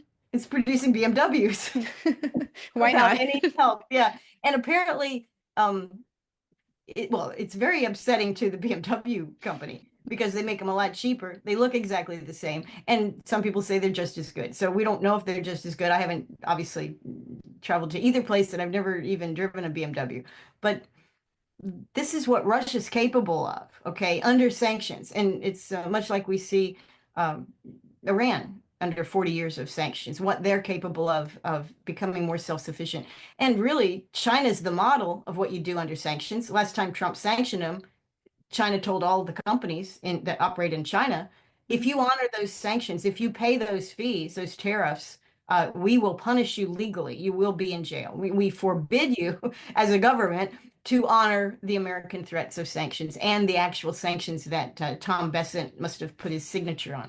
So this is how the rest of the world treats us. But in Trump's world, it's not that way. In Trump's world, he lives maybe 50 years ago, maybe in the 80s, maybe at the peak of maybe like 1991 when we put our massive army into Iraq, which had no Navy and no Air Force. They had ground launched defense and an army. And we went in there with our massive forces and we, wiped the floor, right, with Iraq. This is Trump's memory of what he has, what he rules over. And it's changed. Trump missed the change. He wasn't paying close attention. It's something he grew up with. He spent all his life thinking this way. How do you expect an 80-year-old man to suddenly believe things that he does not believe? It's hard. It's hard to get a 20-year-old person to believe things they don't believe, to say, hey, there's some new information here. Have you looked at this? Can you think about this? You can't do that with Trump. You can't do that with most 80-year-olds. So, and it's just the way it is. So he is living in a world that doesn't exist, and he's fighting a war, losing a war, destroying many things that he's not even aware of, not just in the global economy, but our military is being destroyed by this. Well, I say destroyed. It should be destroyed, but the problem is we have no plan to what comes next after our military is gutted. We're not building ships anymore. Our airplanes that we build that we try to force on our friends, like the F-35, it's an albatross. It's a white elephant gift. You do not want the F-35. It's easily countered by the weather. It's easily countered by any of the enemies out there that we might want to fly it over. And it's extremely expensive and hard to maintain. So anyway, Trump lives in a world in his mind, and he is fed information that supports alternative agendas, and they know how to manipulate him. And this goes as far as other countries. I mean, not just Bibi Netanyahu. Obviously, Bibi does everything he can. He knows Trump well. He knows his buttons. But, even the obsequiousness of the NATO guys, some of the NATO people who are like Rudy, just the head of NATO, such a lapdog for Trump. So much Father Trump, Daddy Trump, and this is all just manipulation of Trump because that's what works and nothing else does. You could tell Trump the truth and it doesn't work. If you flatter him and tell him a lie, you might get exactly what you want him to do. So anyway, big problem. I don't know if we've ever, when we had Wilson as president, remember Wilson? Well, none of us remember him, obviously, but World War I. And he won the election. I will keep you out of the European War, the Great War that was happening. It's not our war. We'll keep you out of it. That was a lie. He immediately, as soon as he was elected the first time, worked to get us in, work to help one side and to participate in that war. And then after his second election, he did the same. And actually, we joined World War I late. Then he had a stroke around that time, I think. And so for the last 2 or 3 years of his second term, Wilson was not functional. And he had his advisors, one particular guy, and his wife, who was it was his second wife, and she was in her 20s. She was not, but she was a force to be reckoned with. And she had her ideas, and I'm sure, she said, this is what we'll do. And she worked with, what's the guy's name? Colonel, the guy's name actually had Colonel in the name. He was not a military colonel, but I can't. Anyway, that's a guy that was a president who was not functional. and was run by his staff. So Biden's not the first case that we've had, but of course Biden is the most recent case. And then we have Trump. So it's almost like it's not even about Trump. It's about what is wrong with our democracy? What is wrong with our republic? Do we even have a republic? Because, oh well, I probably went way too far on that one. No, but going back to what you said about China and China being a peer competitor, I remember seeing an interview by Pete Hegseth, and I'm not sure the date of the interview, but he said that in every single war game that the Pentagon carries out, China prevails. So if he knows this, and I will try Yeah. to post, I will try to find the clip and post it on my X and Telegram just so people can go back and look at it. But so if he knows this, then surely Trump has to be fully aware and he should kind of get a Yeah. sense of where the US stands in terms of military power and its direct competitors. Yeah. So that Yeah. I thought that was quite interesting. Yeah, that is interesting. And you know, it's hard to say though, if that was an interview, a lot of these guys that Trump has on his staff, and really any president, they staff their executive branch with their friends and their allies and people that they personally trust. And not all these people are exceptionally competent. We've got the Pulte grandson. Mr. Pulte is temporarily running the director of national intelligence. He's never been inside the Pentagon prior to this job. I mean, he's a builder, related to, I guess you could say he's more of a real estate guy. Yep. So it's not competence that gets these guys their jobs for the most part. I mean, occasionally you'll find an appointment, even in the Trump administration. I'm not picking on his administration. I'm saying when presidents appoint people, generally they appoint their friends and trusted colleagues over competent people. So Hegseth is not a competent person, which means depending on who is interviewing him, you can tease. I'm sure they're teased out information or get him to say things that he would never, ever say to Trump. Because what, you're going to go into Trump and say, hey, Trump, this Iran thing you got us into? Yeah, I thought it was good too, but it's a complete flop. We're losing everything and you're destroying our military capability. And it'll take more than 1.5 trillion to fix it. It'll probably take 10 trillion to fix it. We don't have it. So it means it's not going to get fixed unless you change something. It's that bad. Or, Mr. Trump, we've done some war games. Actually, we've done dozens of war games posing against China. We lose every one. Okay. Did you know that, Mr. Trump? So let's not antagonize China unnecessarily. And certainly you need to give up on defense of Taiwan. That's not going to happen. And you ruined our Navy in Iran, so we don't have the capability to defend Taiwan, even if you wanted to do that. I don't think Hegseth is going to say that to Trump because that's not how Hegseth operates. That's not how Hegseth got his job. And Trump is not a person that can be, he's a narcissist, not in I think a terrible way, but he has narcissist tendencies. He like everybody enjoys being, complimented. He is susceptible to flattery, and your average person, when they're flattered too much, they, back hairs go up. They know, okay, what does this person want? But Trump seems to enjoy it very much. He likes it. He flatters himself. If he's not getting enough flattery in the press, he will flatter himself in the third person, which people, I think it's funny to watch it, but he does that all the time. And he's increasingly doing that now as he's getting a lot of, like he said he was, what was his popularity at 60%, he said, and it's at like 30%. But Yeah, right. he really has to feel a certain way to function. And so the people around him, like his appointees, know that you have to leave Trump feeling good. You cannot, if you have the truth to tell, you need to be very careful with how you present that truth. And there better be a win that Trump can take away from that. And really, honestly, it's possible that the 14-point MOU that was pretty much everything that Iran needed and wanted, very little that we did, but that's because we lost that war. And that's what happens when you lose a war. You don't get what you wanted out of it. You made a mistake. You made an error in judgment. You wasted your resources. You're now in a weaker position and you take what is put before you. So that's the facts of it. It's, Trump should not be insulted by that. But as this stuff came out, he received criticism. And he said, I can't, how do I make a win out of this? Well, sir, you didn't win, so you can't make a win out of it. You have to say, well, well, oil prices will drop. So he signed the MOU, oil prices came down. He got mad. Where's the rest of my win? Where's my chocolate chip cookie? Where's the things that I was promised I would get? And it's like, dude, you still lost the war. But I think that's he doesn't too much of this is about his personality. And we pick on like North Korean guys, the father of the current one and the current one too, but these cults of personality. Um, I mean, I think they looked at Mao too. The remember in Mao's revolution, the group of four. They had personalities and they had personal agendas, and the whole of a country was shaped as a result of these personal agendas, really, and the force of their personality.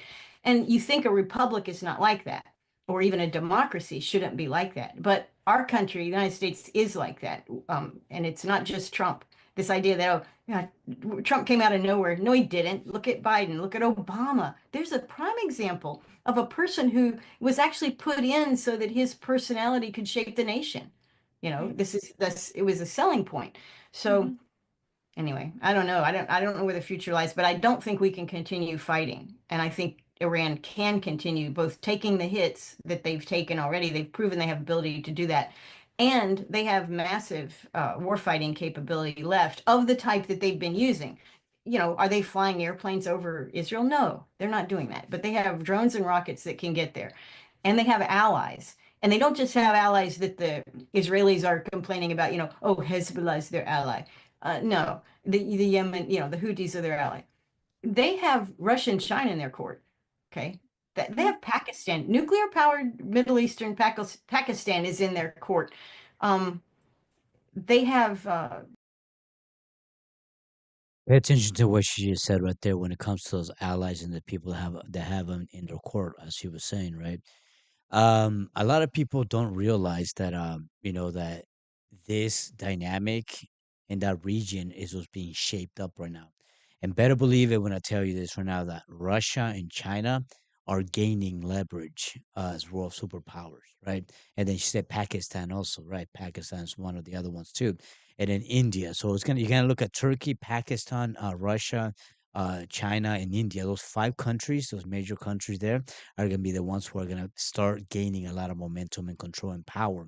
And those will be also the nations that will move towards Israel. So let me tell you guys what I mean by that. Okay, what she was saying about this is that right now everybody as believers, people are wondering when and the main idea why I want to bring this to you so you can see the angle from another somebody who's describing what I'm saying from a different angle is that um the second coming of Jesus is going to be revolved around all of this that's taking place right now, right? And yes, there is the conflict of natural resources, gas and all that other stuff, but behind the scenes there's other things that are taking place. So we will see these things, this power surge, and then that's what's shaping up the world powers in that area. And like I was saying to you guys earlier, also the other guy that I was talking earlier said right is that when you accelerate, this like she was saying right now that the it was declining in power in the United States, but now it's in a rapid decline, right? And that's true what she's saying. That's exactly what I've been explaining to you. So now I think for myself, because people have always asked me over the years, have asked me where's the United States and why is the United States not in the Bible, prophetically speaking, where we can point at the United States. Now I understand why. Because what we're witnessing right now is the reason why it won't have power and it will be a maybe sixth, maybe seventh on the world stage compared to the other nations. But remember one thing is this, yo. Okay, you have to remember this thing: the four horsemen in Revelation is that Pakistan, Iraq, Iran, right? Those Muslim nations are going to rise in power, and they're going to be dominant nations in comparison to everything else. So they're going to unite. All those nations are going to unite, right? And they're going to rise to power. And the West is going to have to take a major step back from the political scene going forward. So, but let's keep going. So I see how she's explaining, and I'm giving you guys a little bit of the ideas let's keep going. Continue. trustworthiness in Mhm. the region, whether the people like Iran, don't like Iran, hate Shias, love Shias, it doesn't matter. They have credibility because what they have said they have done, and they have only said they've told you everything that they're going to do, and then they follow through every single time, follow through. So they have global credibility, which means even countries that aren't their friends will work with them. And this is what we're seeing with the shipping companies. They were like before Trump, even before the MOU, the shipping companies, not just Chinese, but global shipping companies and insurance companies were saying, okay, the new straight procedures look like this, and it looks like Iran's got it under control. Looks like their system has evolved such that we can now take the risk and we can go in and out, bring goods in, take oil and energy out. So they're ready to cooperate. Because they know Iran is true to its word. And on our end, Trump changes every single day, pretty much lies constantly. Um, I think they were saying he's 39 times he's won the war in Iran. He's obliterated Iran, and at this point, no one believes anything that he says. And so it's not just that Iran has existing allies, which they do, they have the potential to build that and grow those allies and develop those relationships on trust basis. We don't have that. Nobody trusts us, and they don't trust Israel either. And so that's our only friend. Two countries that the world doesn't trust. These are hanging together till the bitter end. Pretty scary, actually. Indeed. And on July the 13th, the Houthis, Ansar Allah, announced that the ceasefire with Saudi Arabia is over after Saudi Yes. jets carried out 4 attacks on Sana'a airport. The Saudi attack took place to allegedly prevent the landing of the Iranian airplane in Sana'a. So is this effectively an expansion of the US-Iran conflict, a second or a third front in the Middle East, since the Houthis are very much aligned with Iran? Yeah. It is. It is an expansion. And also, not long ago, Hegseth took a trip to the Gulf countries and he harangued them apparently on how they better stay American allies. That we can, even though we hadn't protected them and we got them shot up by the Iranians because we have our bases there, um, we would protect them in the future. We would still be their ally. And I think a lot of it fell on deaf ears. I think those countries, many of those what I call them, theocracy. They're not theocracies. They're well, like the Emirates, they're Monarchies. kingdoms. So they're not democracies per se, and they're countries with oil wealth, with diverging. They're working on diversification of their economies, but they're still vulnerable to other things. They're dependent on American military stuff for one thing. Something we're seeing NATO move away from. NATO is spending more on their own defense, much as Trump demanded, but they're not buying American. They're saying this is a risk factor, and I think the Gulf states are doing the same thing. The thing with Saudi Arabia, uh, and of course, not just their war with Yemen, but the UAE and the Saudi war in Sudan is also another thing. So a lot of this is kind of the old style thing that we would always look to Israel. Israel wants to foment division and fighting throughout the Middle East. Part of why we have fought the 7 wars that Israel demanded of us in the last 30 years was to not to do regime change per se. What regime change did we do in Libya? We just introduced chaos. And that chaos allows Israel and to some extent the United States to take advantage of it. But yeah, I'm sure that this restarting of this ending of the ceasefire there and Saudi Arabia's activities is part of the same war, and it's going to be dealt with by the same people. It's going to be dealt with by Iran because Ansar Allah that's part of the resistance front. Right. So and this all serves Israel to some extent, but we're also seeing a new front breaking out. If you listen to Israeli media and their politicians, they think Turkey is going to be, Turkey has expansive, greater Turkey aspirations, and they're going to threaten Israel. Well, yeah, they are. This is what's going to happen. I mean, Israel lives by the sword, dies by the sword. They have fomented so much trouble that All right. You spoke about Turkey right there. Yeah, that's what I've been telling you is that Turkey and India are gonna be big players. Right. So you're gonna look at Saudi Arabia.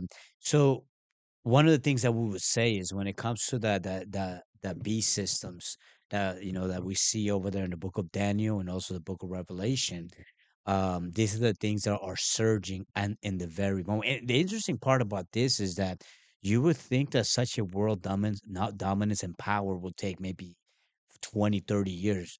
And that's very, I'll say you can give it about 30 to 50 years, but we're looking at this acceleration. Okay, so put it like this. I'm gonna explain it a little bit like this from this perspective. We're in 2026, right?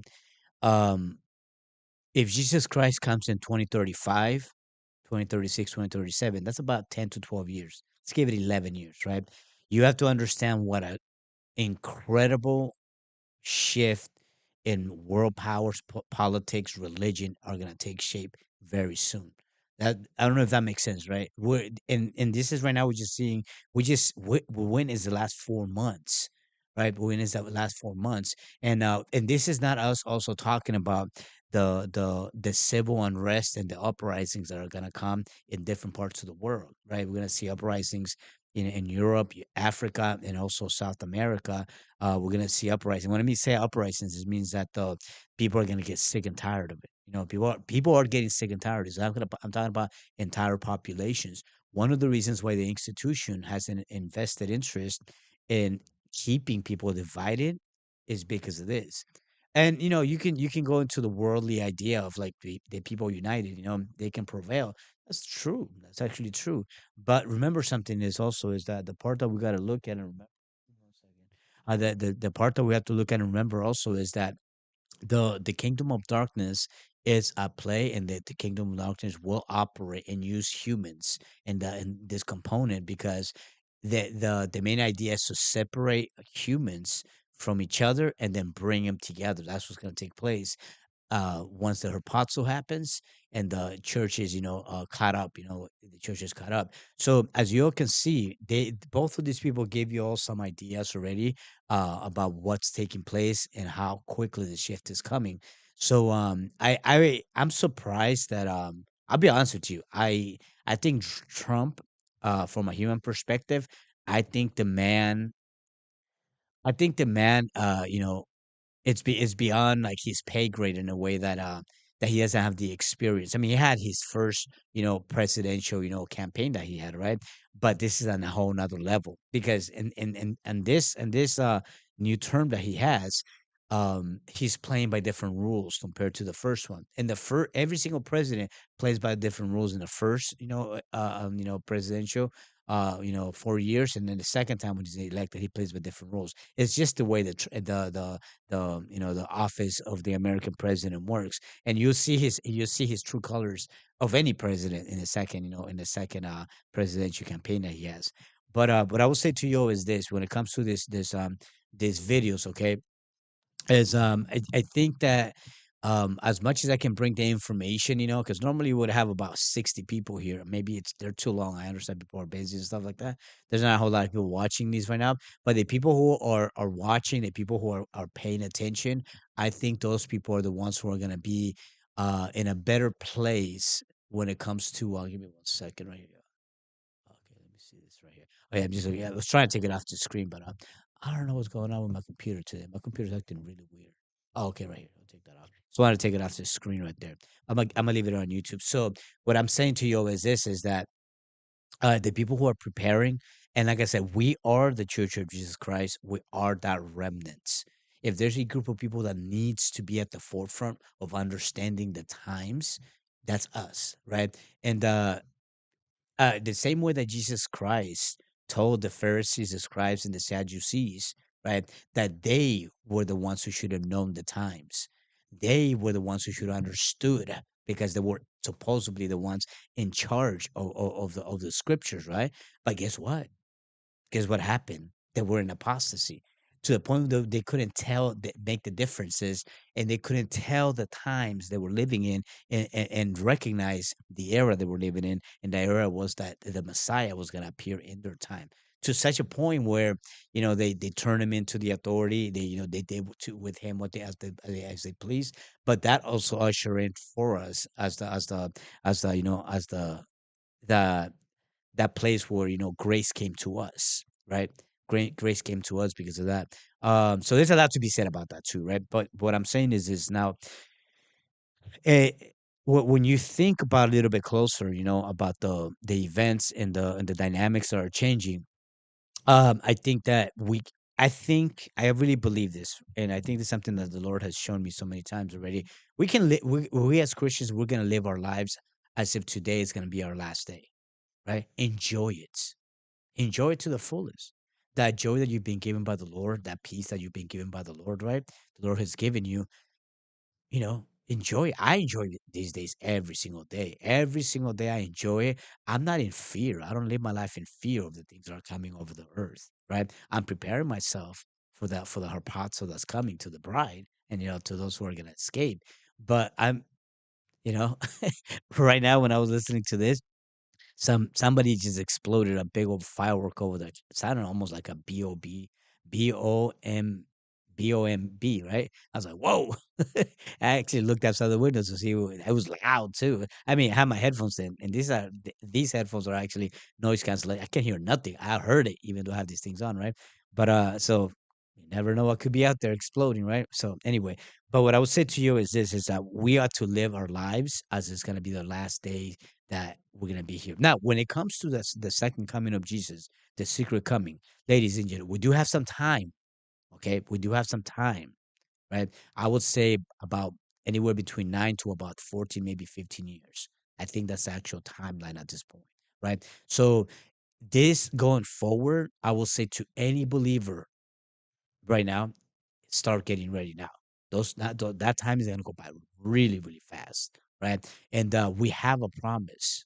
We, the Church of Jesus Christ, we have a promise, and that promise is that the Lord is going to intervene on our behalf before like the wrath falls upon the world. Okay, and there are those out there that you guys seen them on my channel already. Come in here. There is no rapture. Ooh. And then they can't hold a regular conversation because they're all over there triggered and angry in their emotions. So why bring him up? They're probably listening to me right now. He might be that guy might be. I'm not looking. I mean, he might be on YouTube. He's always on YouTube. That person. So does that make sense? There is an escape, and I can sit here and give you all the theology and doctrine that I can give you, and all they can do is, nah, trust me, bro, that's not gonna happen. But the audience here that's been watching this for about already a year now, you guys are very, very, very thorough. Yeah, I believe I can bring some of you all up here now, and I guarantee that some of you all can actually give the you can have a debate with somebody and actually have a upper hand, right? So some of you, I think you guys already know the timeline. But when it comes to the timeline, once again, okay, we do have some time, okay. But these events and what you heard from the professor and the lady right here, this is what is taking place on the political scene in military wise. That's what's taking place, right? So when you look at Fox News, when you look at all the propaganda machine, they give you either from the left perspective or from the right perspective. But the reality is that this is going to shift quickly, and it's going to shift so quickly that I would say that we're going to be very surprised. The next 18 to 24 months are going to be very, very interesting, right? And I would say this: ready yourself mentally, spiritually, emotionally, and all those things, because when we face these things, and remember, here's the thing, ladies and gentlemen, okay, we do have a work to do though. We have a work to do. We are going to be we're going to be in the trenches, not spiritually speaking. We're going to be in the trenches going forward, okay. So the moment is coming where those who start standing up for the faith, start standing up for righteousness, right? That we're all gonna be called to that. That call is to everybody across the board. Coming to the exercising your faith and standing for righteousness. That's something that you're gonna do it, or a person who adapts a impiety mindset or a lukewarm mindset, they're gonna be maybe they're gonna drift away.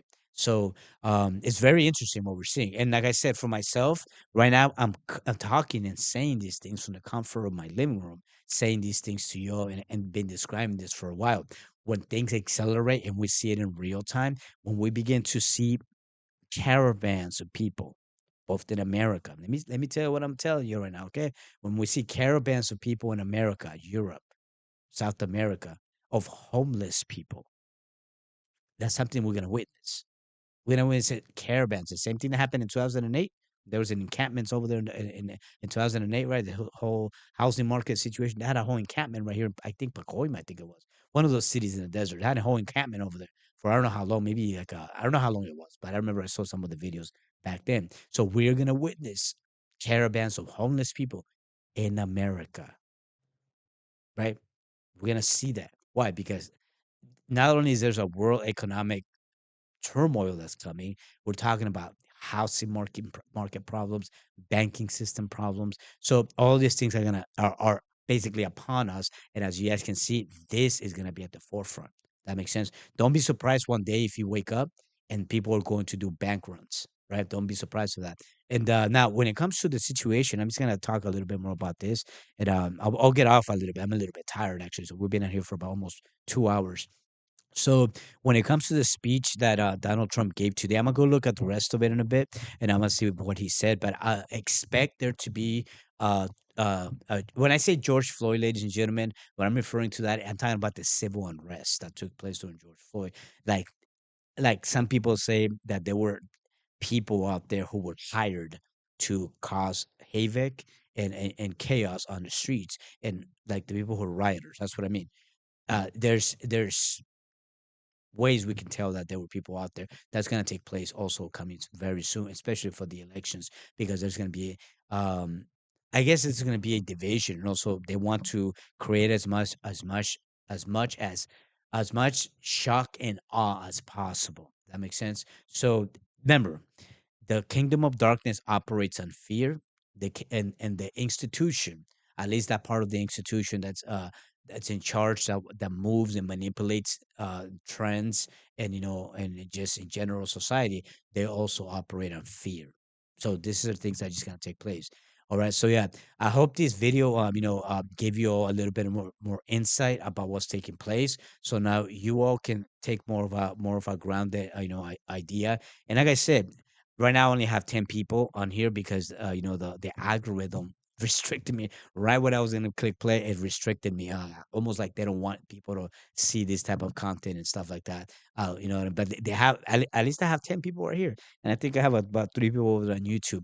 I mean, see, even for us, we're still fighting, because I guarantee you that if I was a Democrat right here promoting abortion, I bet you if I was a Democrat promoting abortion right here, I'd have like 600 people. If you look at the Democrats promoting abortion and other things, making debates on TikTok, oh, they're getting 1,000, 1,500, 2,000 people watching them. But when the truth is being spoken, when things like this are being said, they just censor all of it. I got 10 people watching over here. They have it, and I'm looking at my analytics right now. 1,300 views. I'm getting about 7,000 per live. But as soon as they realize that we're gonna present something that it benefits people, hey, I've been fighting this for a year and 4 months already. It's all. Not only am I fighting the dissenters, all the scribes, Sadducees, and all those people, and not only am I fighting them, I'm actually fighting the technology also. But you know what? We're still gonna keep going. They're not gonna slow me down. That's all us. As much as they want to shut me up, as much as they want, even those, the what do you call it? The deflectors, if you will. As much as they want to shut me up, this is gonna keep going. And I've learned how to work the system, at least the technology. That way, I stay on as long as possible on the internet. Ladies and gentlemen, I hope this helped you all out. We're gonna come live with today's Thursday, right? Sunday, we'll come live Sunday, and I will see you on the next one. Hopefully, this help you out, and then talk to your peoples, kiss your children, hug your family, tell them you love them, tell them how much they mean to you, pray for them. Remember, ladies and gentlemen, all praise, glory, and honor, power, dominion be to the one sitting at the right hand of the Father, the Alpha and the Omega, right? Yeshua, Jesus Christ. God in the flesh. All praise, glory, and honor be to him forever and ever. Amen. That's what the book of Revelation, that's what we profess, and that's what we confess. And we are going to be escaped from all of this chaos. The rest of the world is going in that direction. We are in a different path, right? And our path is an escape, and we're going to see the Lord one day in the clouds, and he's going to take us to the presence of the Father. Ladies and gentlemen, it's been a pleasure. I'll see you on the next one.